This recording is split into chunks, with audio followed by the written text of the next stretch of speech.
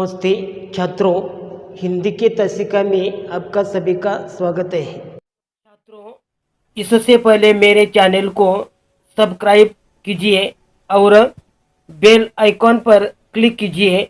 इससे मेरे सभी वीडियो का नोटिफिकेशन आपको मिल जाएगा। नमस्ते छात्रों, हिंदी के तसिका में आपका सभी का स्वागत है। क्या आप कविता नंबर 1 देख रहे हैं? कविता का शीर्षक है नवनिर्माण।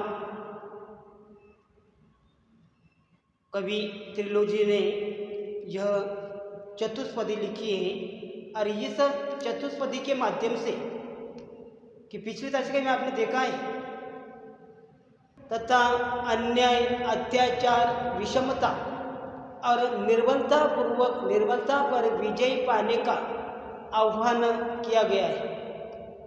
कवि के अनुसार एक दूसरे पर विश्वास होना आवश्यक है कि पद्यपाठ में कुल 8 चतुष्पदियाँ दी गई हैं। यह सभी चतुष्पदियाँ भाव एवं विचार की दृष्टि से अपने आप में पूर्ण है। इन चतुष्पदियों में आशावादी दृष्टिकोण प्रस्तुत किया गया है। कवि ने इनके माध्यम से संघर्ष करने तथा अन्याय, अत्याचार,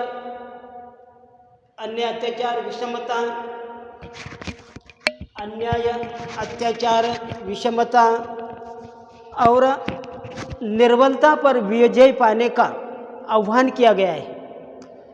कवि के अनुसार एक दूसरे पर विश्वास होना आवश्यक है। जो जिम्मेदारी हमें मिली है उसे सहज कर रखना है।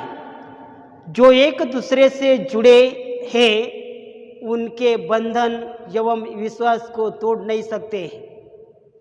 टूटा हुआ विश्वास ऐसा बंधन पुनः जोड़ नहीं सकते हैं। हम कितने भी ऊंचे क्यों न उड़ जाए, हमेशा धरती पर ही रहेंगे।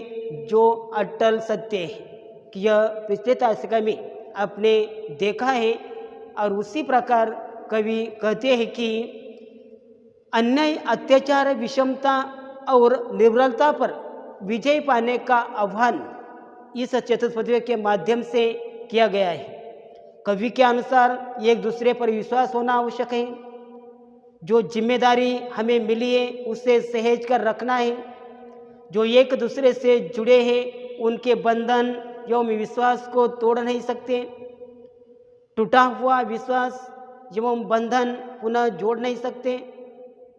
हम कितने भी ऊंचे क्यों न उड़ जाए, हमेशा धरती पर ही रहेंगे। जो अटल सत्य है। और उसी प्रकार कवि ने बता दिया है। और आगे देखिए कविता की जो पंक्तियां हैं। सत्य है राह में अंधेरा है, सत्य है राह में अंधेरा है, रोक देने के लिए घेरा है। कि सत्य है राह में अंधेरा है, रोक देने के लिए घेरा है। काम भी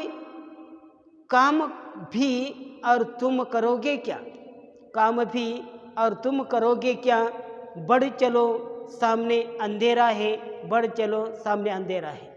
सत्य है राह में अंधेरा है, रोक देने के लिए घेरा है। काम भी और तुम करोगे क्या, बढ़ चलो सामने अंधेरा है। कि इन चतुष्पदियों में कठिन शब्दार्थ है।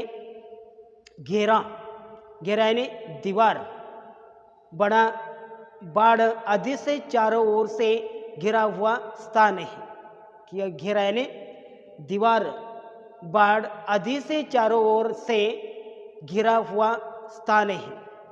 इस चतुष्पदियों में कवि कहते हैं कि कवि संघर्ष करने का आह्वान करते हुए कहते हैं कि आपकी राह अंधेरी से भरी है। कि सत्य है राह में अंधेरा है, रोक देने के लिए घेरा है। कि कभी संघर्ष करने का आह्वान करते हुए कभी कहते हैं कि आपकी राह में अंधेरे से भरी हुई है, कि हर एक मनुष्य की जो जीवन की जो राह है कि अंधेरों से भरी है, निराशा से भरी हुई है। भले यह बात सच हो या आपकी प्रगति के द्वार का अवरुद्ध करने के लिए तरह तरह की कठिनाइयाँ रास्ते में आ रही हो, क्या अच्छा कार्य करते समय, जो प्रगति करते समय कि आपके रास्ते में अवरुद्ध करने के लिए तरह तरह की घटनाएं रास्ते में आ रहती है, कठिन समस्या खड़ी हो जाती है। और इसीलिए कभी कहते हैं कि संघर्ष करने का आह्वान करते हुए कभी कहते हैं कि आपकी राह यानी रास्ता अंधेरों से भरी हुई है, कठिनाइयों से भरा हुआ है, मुसीबतों से भरा हुआ है। भले यह बात सच हो या आपकी प्रगति के द्वार को अवरुद्ध करने के लिए तरह तरह की कठिनाइयाँ रास्ते में आ रही हो, तब भी आपको संघर्ष के मार्ग पर रुकना नहीं है। अंधेरे में भी आगे बढ़ते जाना चाहिए, क्योंकि इसके अलावा आपके सामने और कोई चारा भी तो नहीं है। और इसलिए कभी कहते हैं कि काम भी और तुम करोगे क्या, बढ़ चलो सामने अंधेरा है। कि इस पंक्तियों के माध्यम से कभी कहते हैं कि अंधेरे में भी आगे बढ़ते जाना है, क्योंकि इसके अलावा आपके सामने और कोई चारा भी तो नहीं है। कवि का कहने का तात्पर्य यह है कि संघर्ष करना जारी रखना चाहिए, संघर्ष करना और जारी रखना चाहिए। संघर्ष से ही सफलता का मार्ग प्रशस्त होता है। और उसी प्रकार इस चतुष्पदियों के माध्यम से कवि ने निरंतर गति से हर एक मनुष्य ने आपके जीवन में संघर्ष करना ही अनिवार्य है, तो ही अब व्यक्ति अपने जीवन में सफल हो सकता है। और उसी प्रकार आगे की जो पंक्तियाँ हैं, बल नहीं होता सताने के लिए, वह है पीड़ित को बचाने के लिए, बल मिला है तो बल बनो सबके, उठ पड़ो न्याय दिलाने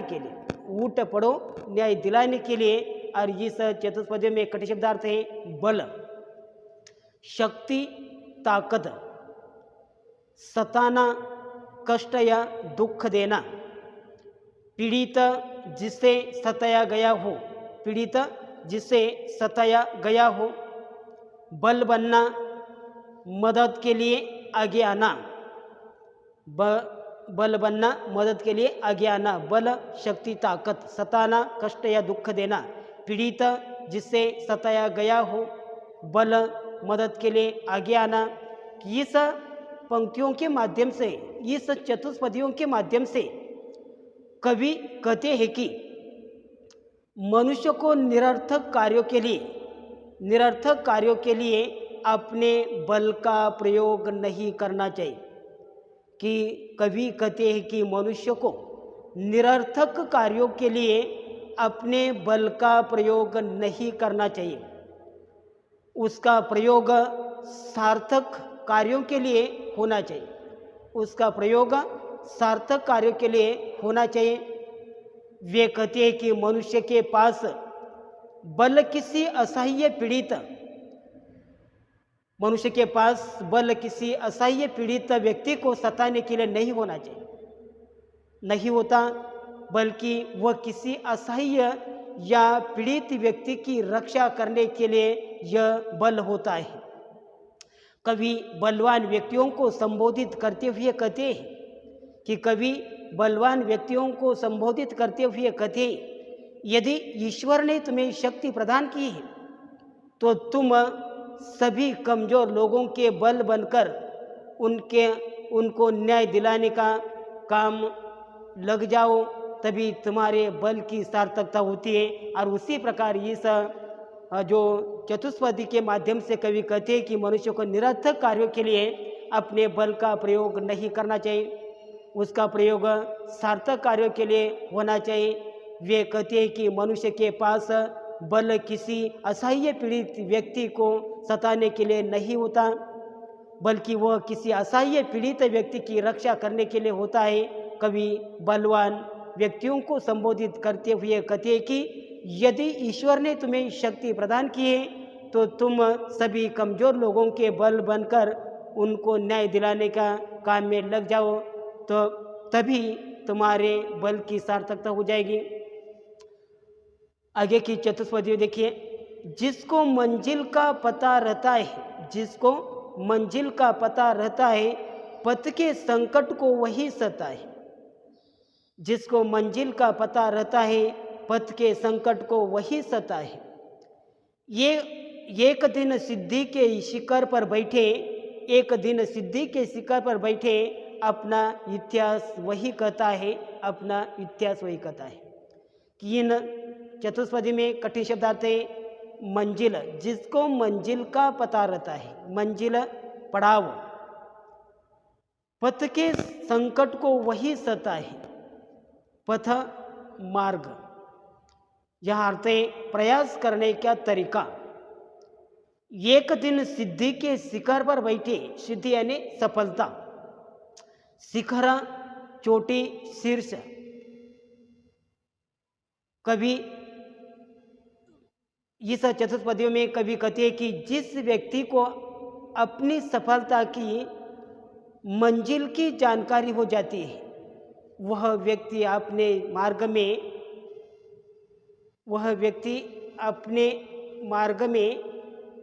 आने वाली परेशानियों से नहीं डरता। वह हंसते हंसते इन परेशानियों को झेल लेता है। ऐसे व्यक्तियों को ही जीवन में सफलता मिलती है। कवि कहते हैं कि जिस व्यक्ति को अपनी सफलता की मंजिल की जानकारी हो जाती है, वह व्यक्ति अपने मार्ग में आने वाली परेशानियों से नहीं डरता। वह हंसते हंसते इन परेशानियों को झेल लेता है। ऐसे व्यक्तियों को ही जीवन में सफलता मिलती है। इस तरह सफलता के शिखर पर पहुंचने वाले व्यक्ति समाज के लिए इतिहास बन जाते हैं और लोग उससे प्रेरणा ले लेते हैं। और मानव सेवा ही सच्ची सेवा है। सेवा करने का अर्थ है किसी को प्रसन्न करने का प्रयत्न करना, दूसरों को दुख दूर करना सेवा का मुख्य उद्देश्य है। दीन दुखी और समाज के अंग है। अपनी ज़रूरतों की पूर्ति के लिए वे समाज से ही अपेक्षा रखते हैं। उनकी सेवा सहायता करना समाज का कर्तव्य है। मानव सेवा विविध रूपों में की जा सकती है। पीड़ित व्यक्ति को बचाया जा सकता है, निर्धन रोगियों के उनके इलाज का खर्च दिया जा सकता है, गरीब परिवार की कन्याओं के विवाह के लिए आर्थिक मदद की जा सकती है। अनेक संतों और समाज सेवकों ने अपना जीवन ही मानव सेवा को अर्पित कर दिया है। दीन दुखियों की सेवा कर हम उनके चेहरों पर खुशी ला सकते हैं। जिस तरह मानव सेवा ही ईश्वर सेवा है। और उसी प्रकार इस पंक्तियों के माध्यम से कवि कहते हैं कि जिस व्यक्ति को अपनी सफलता की मंजिल की जानकारी हो जाती है, वह व्यक्ति अपने मार्ग में आने वाली परेशानियों से नहीं डरता। वह हंसते हंसते इन परेशानियों को झेल लेता है।